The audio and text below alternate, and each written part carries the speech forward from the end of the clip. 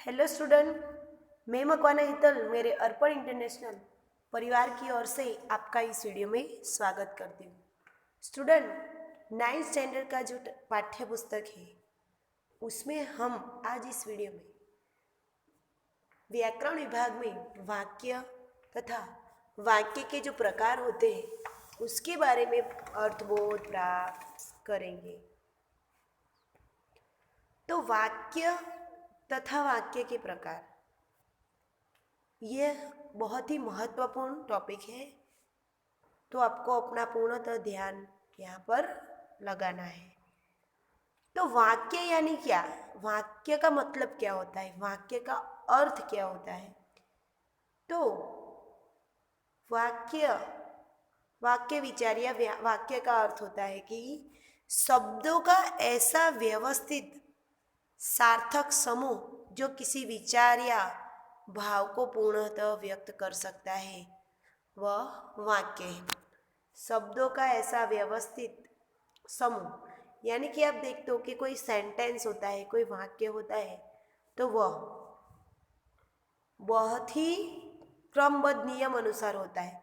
जैसे कि राहुल ने गेंद फेंकी, तो गेंद फेंकी राहुल ने ऐसा नहीं लिख सकते।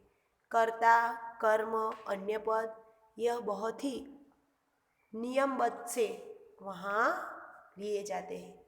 इसलिए कहा गया है कि शब्दों का ऐसा व्यवस्थित सार्थक समूह जो किसी विचार का भाव हो उसे पूर्णतः व्यक्त कर सकता है, इसे वाक्य कहते हैं। उदाहरण देखेंगे। भारत की संस्कृति अत्यंत प्राचीन है। भारत की संस्कृति अत्यंत प्राचीन है। इस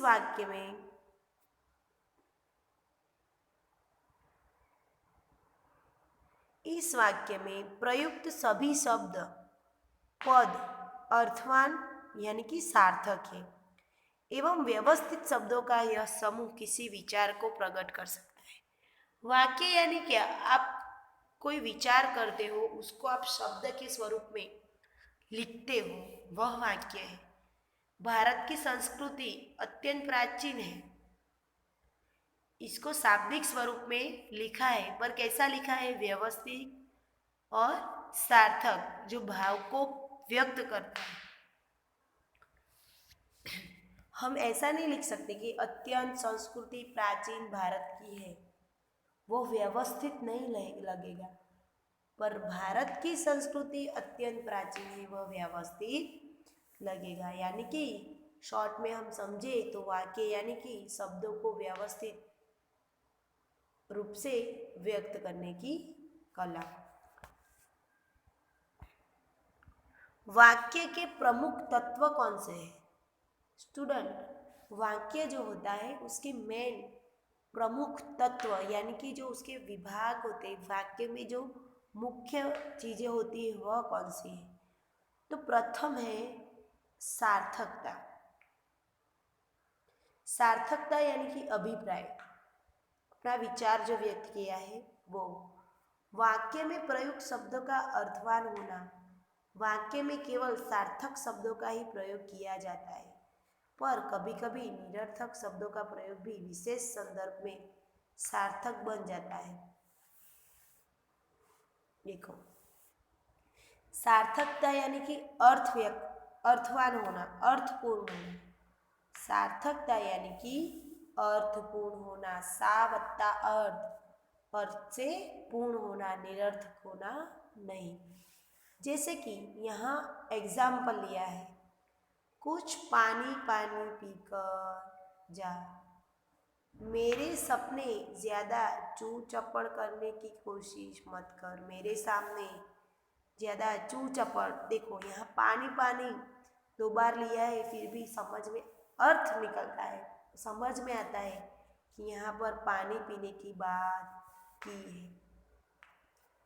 चू चपड़ शब्द देखो, तो इसका अर्थ चू चपड़ यानी बहुत ही ज़्यादा मेरे सामने अपनी जुबान चलानी नहीं है। वाक्य को एक अर्थ मिलता है। उपरोक्त वाक्यों में पानी पानी, चू चपड़ निरर्थक होते हुए भी सार्थक की तरह प्रयुक्त हुए हैं। अब सार्थकता तो आपने देखी कि वाक्य में मेन टॉपिक क्या है, उसका अर्थ निष्पन्न होना चाहिए। कोई भी वाक्य आप लिखते हो तो उसका अर्थ निष्पन्न होना चाहिए। दूसरे नंबर का सेकंड टॉपिक हम देखेंगे, ख, योग्यता। वाक्य में जिन शब्दों का प्रयोग किया जा रहा है उनमें अर्थ प्रदान करने की योग्यता या समर्थ होना चाहिए। योग्यता या सामर्थ्य होना चाहिए, यानी कि जो टॉपिक या जो वाक्य आपने लिखा है वो कैसा होना चाहिए, अर्थपूर्ण होना चाहिए। अर्थपूर्ण होना तो चाहिए, पर सेकंड बात क्या आपको ध्यान में रखनी है कि वह योग्यता या सामर्थ्य होना चाहिए, वह योग्य होना चाहिए। योग्य यानी कि जो वाक्य दिया है उसके अनुसंधान में ही होना चाहिए। पानी बानी पीकर जा, पानी पीकर जा, उसकी जगह पानी खाकर जा, वह योग्य लगता नहीं है। इसलिए पानी पीकर जाना, पानी उसके साथ पीने की बात लिखी गई है तो वह क्या हुआ, योग्य हुआ। समझ में आ रहा है ना मैं क्या कहना चाहती हूँ। मैंने पानी खाया, वाक्य में प्रयुक्त तीनों शब्द सार्थक है, पर शब्दों के इस समूह में वंचित अर्थ देने की योग्यता या क्षमता नहीं है। यहां आपने देखा मैंने पानी खाया, अब पानी की बात की गई है, वाक्य तो बरोबर लिखा है, कोई मिस्टेक भी नहीं है, पानी की बात की गई है, पर योग्य है नहीं है, क्योंकि यहाँ पानी खाया नहीं जा सकता, पानी को पिया जा सकता है। तो मैंने पानी खाया वाक्य में प्रयुक्त तीनों शब्द सार्थक है। मैंने, एक, पानी, दो, खाया, तीन, ये तीनों शब्द क्या है, सार्थक है, पर शब्दों का इस समूह जो ये वाक्य पूरा है ये योग्य अर्थ की क्षमता नहीं रखता है। जबकि मैंने पानी पिया वाक्य में अर्थ प्रदान करने की योग्यता है। मैंने पानी पिया वाक्य में अर्थ प्रदान करने की योग्यता है। इसीलिए वाक्य का जो सेकंड महत्वपूर्ण तत्व है वह योग्यता है। प्रथम क्या है, सार्थकता, और दूसरा योग्यता। सार्थकता क्या है, अर्थ निष्पन्न होना चाहिए, और योग्यता यानी कि वाक्य में अर्थ प्रदान करने की योग्यता होनी चाहिए। थर्ड टॉपिक हम देखेंगे, ग, आकांक्षा। आकांक्षा यानी आशय, आकांक्षा यानी कि आशय।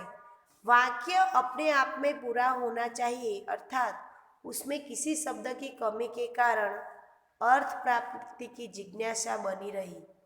जैसे चाहता है, पढ़ना चाहता है, वह पढ़ना चाहता है। तीनों में तीसरा वाक्य है, पहले दोनों में कौन, क्या प्रश्न पूछा है, उसमें वाक्य दिया गया है पर उसका उत्तर नहीं दिया गया है। संतुष्टि नहीं होती है, आगे पढ़ने की जिज्ञासा होती है, यानी कि आकांक्षा यानी कि और जानने की उत्सुकता हो, वैसी वाक्य रचना होनी चाहिए। प्रथम क्या होनी चाहिए, अर्थ निष्पन्न होना चाहिए। द्वितीय में क्या होना चाहिए, उसकी योग्यता होनी चाहिए।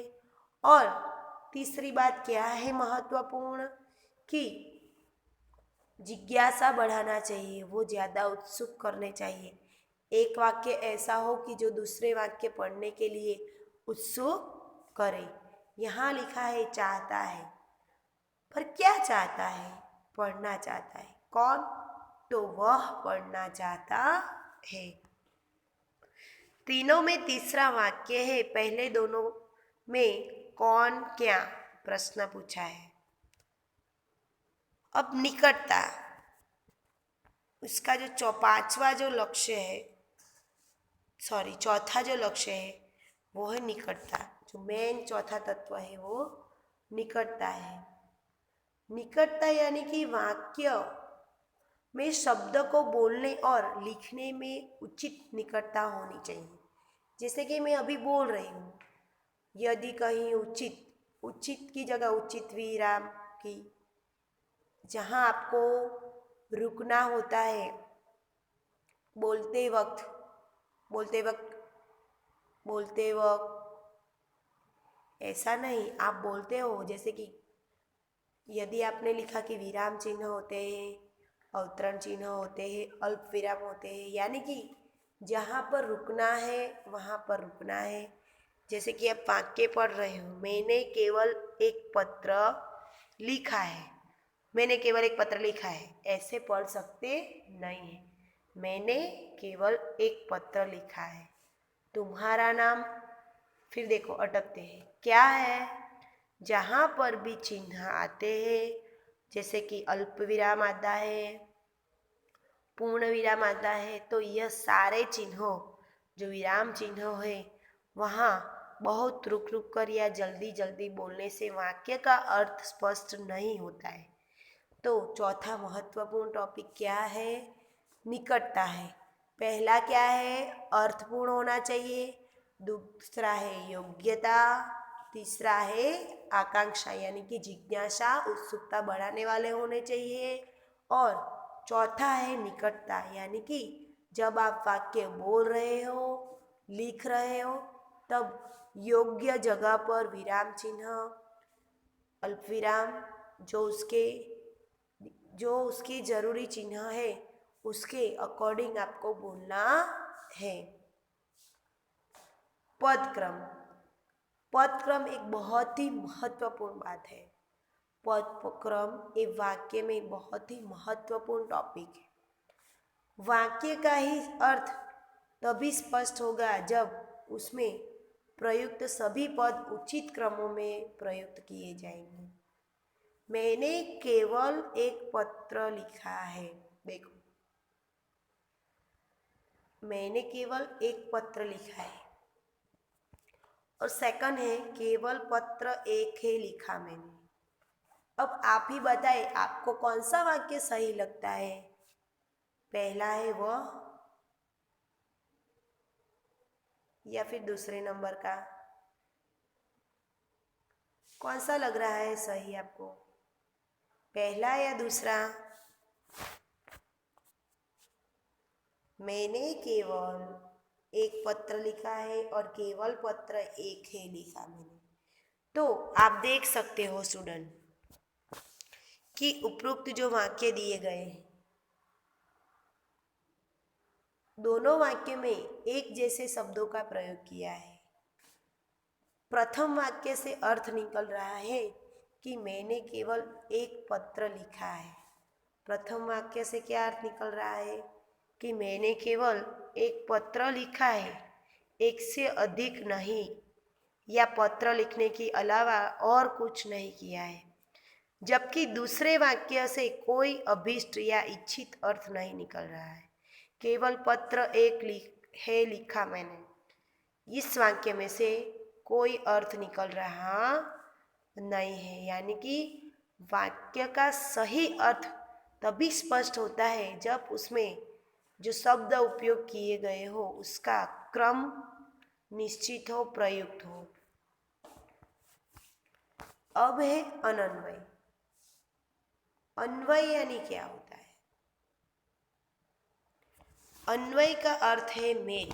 अन्वय का अर्थ है मेल। मेल वाक्य में प्रयुक्त किए जाने वाले शब्दों में कर्ता, कर्म, वचन, कारक, क्रिया आदि में प्रयुक्त मेल होना चाहिए, अन्यथा वह वाक्य शुद्ध नहीं कहलाएगा।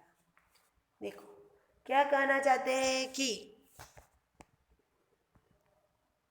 मेल होता है, उसमें आपको जो दिए गए वाक्य हो उसमें कर्ता, कर्म, वचन, कारक आदि में मेल होना चाहिए। अन्यथा वो शुद्ध नहीं कहलाता। शुद्ध और अशुद्ध हमने समझ लिया है आगे। जैसे कि हम खाना खाता हूँ, वाक्य में क्रिया का कर्ता से मेल नहीं है, हम कर्ता के साथ खाते हैं का प्रयोग होना चाहिए। देखो यहाँ क्या बात की गई है, हम खाना खाता हूँ, हम खाना खाते हैं आना चाहिए, क्योंकि हम वो एक से अधिक हो गए। समझ में आ गया? तो स्टूडेंट, कौन सी 5 टॉपिक है जो बहुत ही ज़्यादा महत्वपूर्ण है? तो सार्थकता, योग्यता, आकांक्षा, निकटता, पदक्रम और अन्वय। अब वाक्य के घटक देखेंगे हम। क्या देखेंगे? वाक्य के घटक। जिन अवयवों को मिलाकर वाक्य की रचना होती है उन्हें वाक्य के घटक कहते हैं। जिन अवयवों को मिलाकर वाक्य की रचना होती है उसे वाक्य के घटक कहते हैं। संरचना की दृष्टि से वाक्य के प्रधान रूप से ही 2 ही घटक होते हैं। संरचना की दृष्टि से वाक्य के प्रधान रूप से 2 ही घटक होते हैं, उद्देश्य पद और विधेय पद। स्टूडेंट, यह बात आपको खास समझनी है कि जिन अवयवों को मिलाकर वाक्य बनता है उसे घटक कहते हैं, और घटक कितने हैं? 2 हैं, उद्देश्य और विधेय। अब उद्देश्य का अर्थ क्या होता है और विधेय का अर्थ क्या होता है, यह हम समझेंगे। प्रथम है उद्देश्य। वाक्य में जिसके बारे में कुछ कहा जाए वही उस वाक्य का उद्देश्य है, जिसके अंतर्गत कर्ता तथा कर्ता का विस्तार, विशेषण, संबोधक, भावबोधक आदि आ जाते हैं। उद्देश्य का अर्थ क्या है? वाक्य में जिसके बारे में कहा जाए वह वाक्य का उद्देश्य है। जिसको उद्देश्य के कहा जाता है वह वाक्य का उद्देश्य है।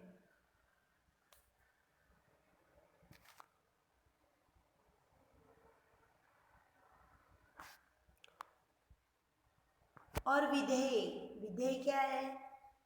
उद्देश्य के बारे में जो कुछ कहा जाया वह विधेय है। उद्देश्य यानी कि किसी की बात की गई हो और उसके बारे में जो बात बताई गई हो वो विधेय है। वह हम उदाहरण पर से समझेंगे तो आपको ज़्यादा समझ में आ जाएगा। उद्देश्य यानी वाक्य में जिसके बारे में कुछ कहा जाए वह उद्देश्य है, और विधेय यानी कि उद्देश्य के बारे में जो कहा जा गया है, जो कहा जाए वह विधेय है, और जिसके बारे में कहा गया उसको क्या कहते हैं? उद्देश्य कहते हैं। जिसके बारे में कहा उसको उद्देश्य कहते हैं, और जिसके बारे में जो बात कही है उसे विधेय कहते हैं। इसके अंतर्गत क्रिया, क्रिया विस्तार, कर्म, कर्म विस्तार आदि आ जाते हैं। उदाहरण देखेंगे तो हमें ज़्यादा ही बात समझ में आ जाएंगी।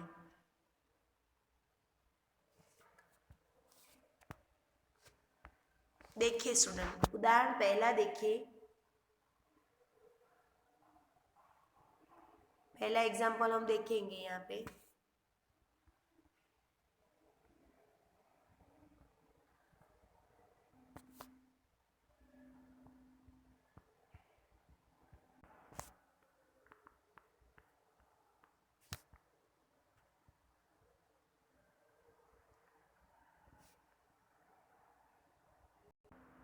तो स्टूडेंट, आपने देखा कि तारा का भाई जो है वो धीरे धीरे पढ़ता है।